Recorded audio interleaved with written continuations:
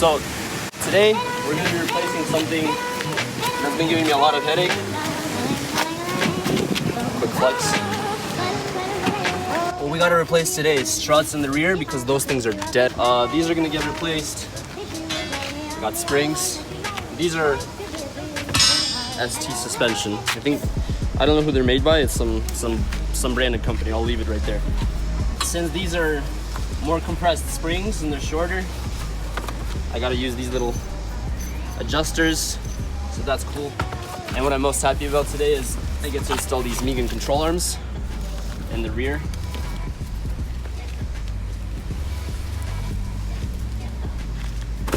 Ooh, look at that.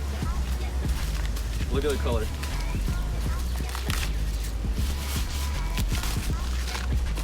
It's like candy. I was debating on getting just a regular one, like you know those like thin ones that they have for sale for like 50 bucks, but then decided why cheap out, might as well just do a nice expensive build because it's a car that I'm gonna keep for a long time, so why not? So I got these Megan ones. They're nice and beefy, so it's gonna provide a lot of support. Only thing is if I hit a curb or something, the subframe is gonna freaking crack. But these are gonna, I don't know, they might bend. We'll see. I'll hit a curb and I'll let you guys know. I'll give you the review. All right, so let's get started. We need to replace this right here.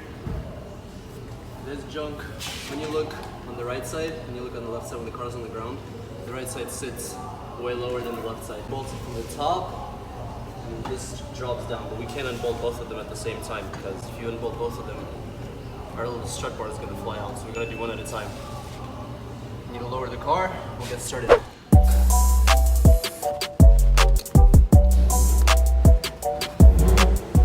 Okay, so something I didn't show earlier, why everything is taped off over here, because I found out that the previous dude, he kind of sealed this right here and it was kind of rusty there, so we had to re-weld it and then we sealed it off again and then we kind of put just a little spray over it so it doesn't rust again. So we can rip this off now.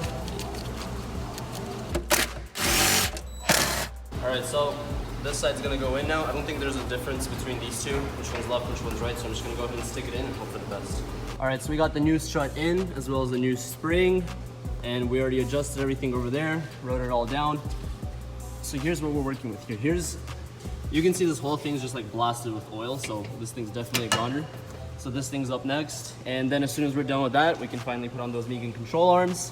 Due to me, myself, and I being too lazy, we're just gonna leave the car in the air like this. So much junk. It's more interesting like this. There's more jazz this way.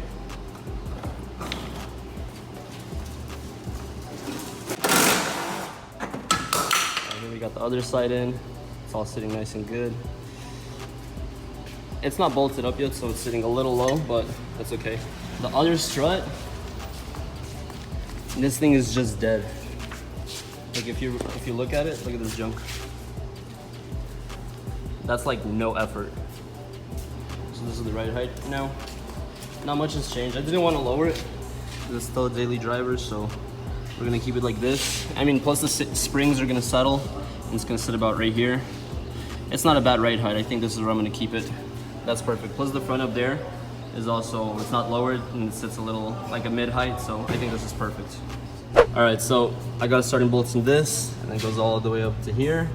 I gotta unbolt those two over there, these two here, and then I can start putting in the Megan racing arms. So I got one bolt out over here, and now David's working on this other side right here. So this bolt's almost out as well, as you can tell. And then we can just drop this arm, and Megan's are going in. Just when everything was getting to go, we ran into a bit of an issue. So this bolt right here gets stuck against the diff right there, as you can see. And we've moved it, we've done whatever we could, and we couldn't get it out of the way. So now what was left to do, what we did, we took this bolt out right here, and we thought if you take that bolt out, the diff will pick up just enough to move it around, but it still doesn't help. So what I'm gonna try doing right now is I'm gonna unbolt this this ear right here. Probably gonna have to take off the sway bar as well, or just unbolt to pick it up.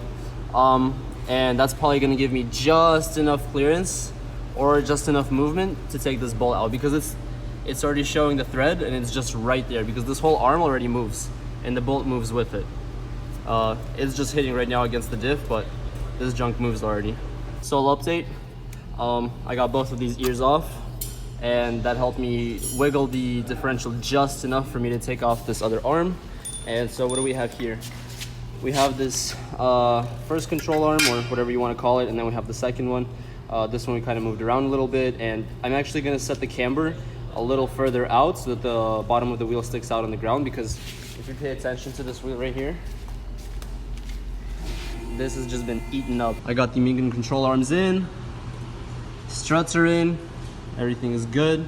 We set these out to factory spec for now. I think that'll do for now, but we're gonna have to hit the alignment shop as soon as possible, because judging by this wheel, this is just, I don't have a word for that yet.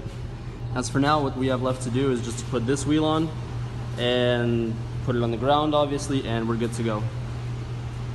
All right, so it's a few days later and I got the car lined and everything's good. But the only problem is now that the whole car kind of like sways on the road and something still doesn't feel right. Like it just kind of moves, I don't know, it's really weird. It's probably gonna be alignment. I have to recheck that because that's the only thing that it could be, because before that everything was fine. So probably gonna have to recheck alignments and we should be good to go from there. But as you can see, we're actually in the white E36 M3 and I have a few videos coming up for this car, mostly because for the blue one, I don't really know what to do on it for now. There's a few things that still need to get done, but just nothing really major that's like really worth recording. But this car, I just got back from the shop and I have a few videos that are gonna come out about this car because I have a drain issue on it that I need to get situated. But yeah, thanks for watching this video and stay tuned for future videos. And if you haven't already, click the subscribe button and I'll catch you guys in the next one. Bye-bye.